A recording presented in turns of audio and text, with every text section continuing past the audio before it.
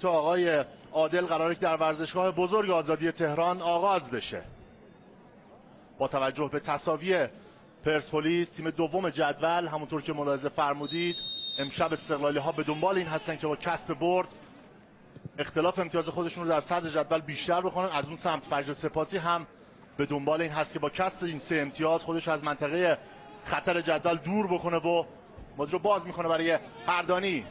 روزبه چشمی، یه ضربه بلند از او، جستد، یه موقعیت عالی برای استقلال در همین دقایق ابتدایی. حسین زاده توپ رو در اختیار داره، پاسش رو میده یامگاه. این ضربه و ایمان صادقیه که اولین خطر رو دور میکنه از دروازه فجر.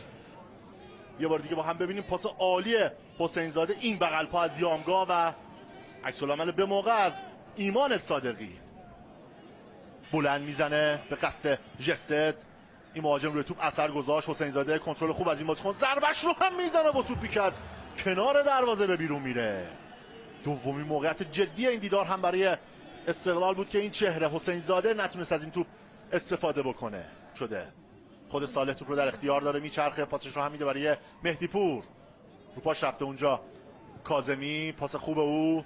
صالح هردانی رو به عقب، یه ضربه و توپی که ایمان صادقی باز هم برمیگردونه. این توپ قبلی ضربه آمانوف از راه دور شلیک شد و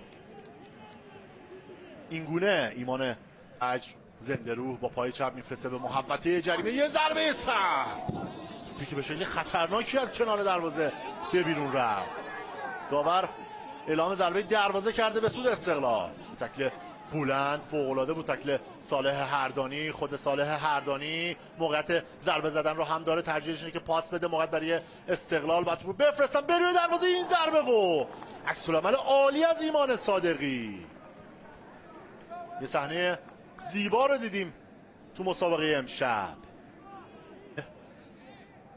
آمانوف بود که اینجا سر توپ زد، ضربهش رو هم به این ترتیب روونه دروازه کرد و عکس العمل زیبای ایمان صادقی مانع از این شد که استقلال به گل اول دست پیدا بکنه. یه اشتباه، توپ رو از دست داد محمد کاظمی. همین مسئله باعث شد که موج بعدی حمله برای استقلال شکل بگیره. دانشگر، فرصت هست برای استقلال. آمانوف و یه بار دیگه ایمان صادقیه که او رو ناکام میذاره.